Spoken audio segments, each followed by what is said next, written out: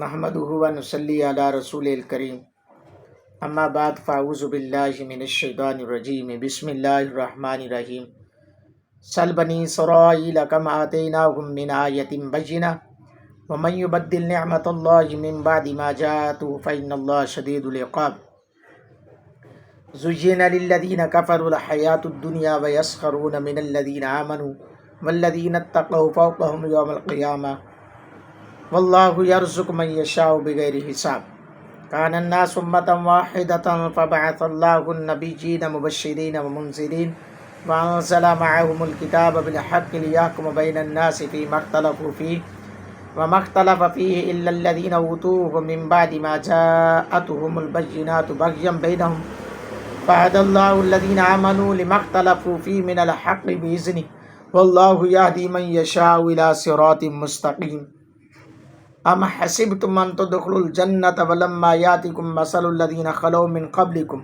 مستهم البأساء والضراء وزلزلوا حتى يقول الرسول والذین آمنوا معه متى نصر الله الا ان نصر الله قریب یسألونک ماذا ينفقون قل ما انفقتم من خیر فللوالدین والاقربین والیتامى والمساکین وابن السبیل وما تفعلوا من خیر فإن الله به علیم کتب علیکم القتال وهو کرہ لکم وعسى ان تکرہوا شیئا وهو خیر لکم وعسى ان تحبوا شیئا وهو شر لکم واللہ یعلم وانتم لا تعلمون صدق اللہ و مولانا العظیم الصلاۃ والسلام علیک یا سیدی یا رسول اللہ وعلی آلک و صحابک یا سیدی یا حبیب اللہ۔ گنج بخش فیض عالم مظہر نور خدا ناکسارا پیر کامل کاملارا رہنما۔ آج 7 ستمبر ہے اور سفر کی آج 20 تاریخ ہے۔ حضور داتا علی اجمیری رحمۃ اللہ تعالی علیہ کا 980واں عرس پاک جو ہے وہ جاری و ساری ہے۔ 980واں عرس آپ کا جو ہے وہ منایا جا رہا ہے آج، جس کا تیسرا دن ہے، اور بندہ نچیز محمد عبدالستار نوری حنفی آج آپ کے سامنے حاضر ہے۔ درس قرآن کا سلسلہ روٹین وائز جو چل رہا ہے، اسی درس قرآن کو لے کر آپ کی خدمت میں حاضر ہوں۔ میں دعا گو ہوں کہ اللہ ہمیں حضور علی اجمیری رحمۃ اللہ علیہ کے توسل سے اس کام کو کرتے رہنے کی توفیق عطا فرمائے، درس قرآن پر استقامت عطا فرمائے، اور نبی رحمت صلی اللہ علیہ وسلم کی عظمت کا صدقہ حضور داتا علی اجمیری رحمۃ اللہ علیہ کا فیض تا قیامت جاری ساری فرمائے، ان کے فیض گوہر بار سے استفادہ حاصل کرنے کی توفیق عطا فرمائے، مستفید فرمائے۔ میں میاں شیر محمد شرک پوری رحمۃ اللہ علیہ کی ایک بات بیان کر کے آگے بڑھوں گا۔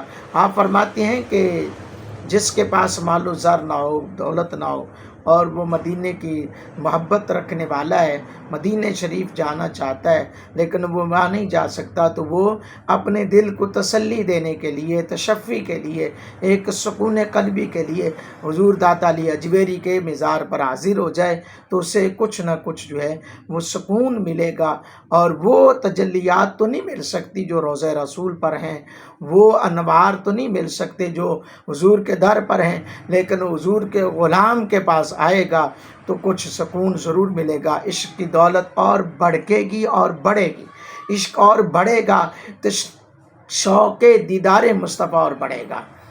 بہرحال میرے دوستو، اور اس بیان کو، اس بات کو نا لوگ توڑ مروڑ کے بڑا بیان کرتے ہیں، جی اللہ جی بابیاں دی گل، بابیاں دے مزار نو انہاں نے حضور دے نال ملاتا نہیں، بلکہ میں اس نتیجے پر پہنچا ہوں کہ حضور میاں صاحب نے جس مقصد کے لیے فرمایا وہ مقصد یہ ہے کہ لوگوں کے عشق میں جو مہر ہے وہ علی اجمیری کے دربار پہ لگوا لو گے تو انشاءاللہ الرحمن کامیابی و کامرانی نصیب ہوگی۔ آئیے آگے بڑھتے ہیں۔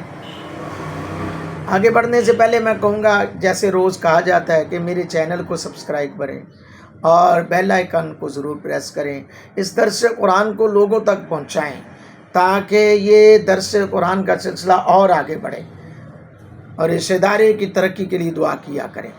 اس ادارے کے جتنے منسلک ہیں، جو معاونین ہیں، ان کے لیے بھی دعا کیا کریں۔ اللہ فرمایا سل بنی اسرائیل کم آتیناہم من آیۃ بینہ، بنی اسرائیل سے پوچھو ہم نے کتنی روشن نشانیاں انہیں دیں، کتنے انعامات کیے، کتنی انوار و تجلیات کی، یعنی انبیاء کرام کا آنا یکے بعد دیگرے، اور ان کے انبیاء کرام کے پاس دلائل کا ہونا، معجزات کا ہونا، اور انہیں کتابیں دینا، یہ ساری چیزیں، اور بنی اسرائیل پر یہ بھی انعام کہ قوم فرعون سے نجات بخشی، یہ ساری انعامات اللہ فرمایا کہ ان سے پوچھو ہم نے کتنی روشن نشانیاں انہیں دی۔ وَمَن يُبَدِّلْ نِعْمَةَ اللَّهِ مِن بَعْدِ مَا جَاءَتْهُ فَإِنَّ اللَّهَ شَدِيدُ الْعِقَابِ، اور جو اللہ کی آئی ہوئی نعمت کو بدل دے تو بے شک اللہ کا عذاب سخت ہے۔ یعنی نبی پاک صلی اللہ علیہ وسلم کی عظمت، اللہ کی نعمت سے مراد آیات الہیہ بھی ہیں جو سبب رشد و ہدایت ہیں، اور ان کی بدولت گمراہی سے نجات حاصل ہوتی ہے۔ انہی میں سے وہ آیات ہیں جن میں حضور جانے کائنات، جانے تخلیق کائنات، سرورہ رہبر و رہنما سید عالم صلی اللہ علیہ وآلہ وسلم کی عظمت بیان کی گئی۔ ان کو بھی انہوں نے تغیر و تبدل کیا، ان کے اندر بھی تحریف کی، تبدیلی کی، تو اس کا بھی ذکر ہے۔ اللہ فرمایا واللہ فإن اللہ شدید العقاب، تو بے شک اللہ کا عذاب سخت ہے۔ زُيِّنَ لِلَّذِينَ كَفَرُوا الْحَيَاةُ الدُّنْيَا وَيَسْخَرُونَ مِنَ الَّذِينَ آمَنُوا، کافروں کی نگاہ میں دنیا کی زندگی آراستہ کی گئی اور مسلمانوں سے ہنستے ہیں۔ اللہ، ہوا کیا؟ دنیا جو ہے کفار کے لیے دولت جو ہے اس کی بڑی اہمیت ہے، کافروں کے لیے دولت بڑی اہمیت کی حامل ہے، وہ کفار جو ہے دولت کو بڑی اہمیت دیتے ہیں۔ یہ سامان دنیا اور دنیا کے ساتھ ان کی محبت، لیکن اللہ والوں کی دنیا سے بے رغبتی ہوتی ہے۔ تو یہ ہوا کیا؟ حضرت عبداللہ بن مسعود اور حضرت عمار بن یاسر اور حضرت صہیب اور حضرت بلال حبشی رضی اللہ تعالی عنہما، ان کو دیکھ کر کفار جو ہے وہ مذاق اڑایا کرتے تھے اور دولت دنیا پر غرور کرتے تھے۔ یعنی ان صحابہ کی بے بسی، ان کی غربت، مفلسی کو دیکھ کرنا وہ مذاق اڑاتے کہ دیکھو یہ کتنے مفلس ہیں، کتنے غریب ہیں، اور پھر انہوں نے کلمہ پڑھ لیا ہے، اور پہلے تو چلو بلال امیہ کا غلام تھا، اتنا بڑا سردار اور تاجر، اس کا غلام تھا، تو اس نے یعنی کہ یہ ساری چیزیں مذاق اڑانا۔ تو اللہ رب العالمین نے یہ آیت نازل فرما دی، کافروں کی نگاہ میں دنیا کی زندگی راستہ کی گئی اور مسلمانوں سے ہنستے اور ڈر والے، والذین اتقوا فوقہم یوم القیامہ واللہ یرزق من یشاء بغیر حساب، اور ڈر والے ان سے اوپر ہوں گے قیامت کے دن، اور خدا جسے چاہے بے حساب عطا فرماتا ہے۔ یعنی ایماندار قیامت کے دن جنت عالیہ کے اندر ہوں گے، اور مغرور کفار جہنم میں ذلیل ہو رہے ہوں گے۔ اللہ واللہ یرزق من یشاء بغیر حساب۔ آگے اللہ خالق کائنات مالک ارض و سما نے ارشاد فرمایا کان الناس امۃ واحدہ فبعث اللہ النبیین مبشرین ومنذرین وانزل معهم الکتاب بالحق لیحکم بین الناس فیما اختلفوا فیہ وما اختلف فیہ الا الذین اوتوا من بعد ما جاءتهم البینات بغیا بینہم فہدی اللہ الذین آمنوا لما اختلفوا فیہ من الحق بإذنہ واللہ یہدی من یشاء الی صراط مستقیم۔ اللہ خالق کائنات مالک ارض و سما نے ارشاد فرمایا لوگ ایک دین پر تھے، پھر اللہ نے انبیاء بھیجے، خوشخبری دیتے، ڈر سناتے۔ لوگ ایک دین پر تھے اور ان کے ساتھ سچی کتابیں اتاری، یعنی حضرت آدم علیہ السلام کے زمانے سے لے کر حضرت نوح علیہ السلام کے زمانے تک سب لوگ ایک دین اور ایک شریعت پر تھے۔ پھر ان میں اختلاف ہوا تو اللہ تعالیٰ نے حضرت نوح علیہ السلام کو مبعوث فرمایا، اور یہ بعثت میں پہلے رسول ہیں۔ اور آگے فرمایا لیحکم بین الناس فیما اختلفوا فیہ، کہ وہ لوگوں میں ان کے اختلافوں کا فیصلہ کر دیں۔ وما اختلف فیہ الا الذین اوتوا من بعد ما جاءتهم البینات بغیا بینہم، اور کتاب میں اختلاف انہوں نے ڈالا جن کو دی گئی تھی، اور بعد اس کے کہ ان کے پاس روشن حکم آ چکے، آپس کی سرکشی بغیم بینہم، آپس کی سرکشی سے، تو اللہ نے فہد اللہ الذین آمنوا لما اختلفوا فیہ من الحق بإذنہ، تو اللہ نے ایمان والوں کو وہ حق بات سجا دی، سکھا دی جس میں جھگڑ رہے تھے اپنے حکم سے۔ واللہ یہدی من یشاء الی صراط مستقیم، اور اللہ جسے چاہے سیدھی راہ دکھا دے۔ یہ اللہ کی حکمتیں ہیں، اللہ کا کام ہے، اللہ کا مقام ہے۔ تو جیسا کہ حضرت آدم و شیس اور حضرت ادریس علیہ السلام اور حضرت موسیٰ علیہ السلام پر تورات انجیل نازل فرمائے، حضرت داؤد علیہ السلام پر زبور، عیسیٰ علیہ السلام پر انجیل، نبی پاک صلی اللہ علیہ وآلہ وسلم کی ذات پر قرآن پاک، اور یہ ان کے آپس میں اختلافوں کا فیصلہ کر دے، کیونکہ یہ اختلاف تبدیل و تحریف اور ایمان و کفر کے ساتھ تھا، جیسا کہ یہود و نصارہ سے واقعہ ہوا وہ ایسا ہی ہوا تھا، اور یعنی یہ اختلاف نادانی سے نہ تھا بلکہ انہوں نے جان بوجھ کر ایسا کیا۔ اور فرمایا بعد اس کے کہ ان کے پاس روشن حکم آ چکے، یعنی اللہ کی طرف سے روشن دلیلیں بھی آ گئیں۔ آگے فرمایا ام حسبتم ان تدخلوا الجنۃ ولما یاتکم مثل الذین خلو من قبلکم، کیا اس گمان میں ہو کہ جنت میں چلے جاؤ گے اور ابھی تم پر اگلوں کسی تو سختیاں نہ آئیں؟ مستهم الباساء والضراء وزلزلوا حتى يقول الرسول والذین آمنوا معه متى نصر اللہ، پہنچی انہیں سختیاں اور شدت اور ہلا ڈالے گئے، یہاں تک کہ کہہ اٹھا رسول اور اس کے ساتھ کہ ایمان والے، کب آئے گی اللہ کی مدد؟ الا ان نصر اللہ قریب، سن لو بے شک اللہ کی مدد قریب ہے۔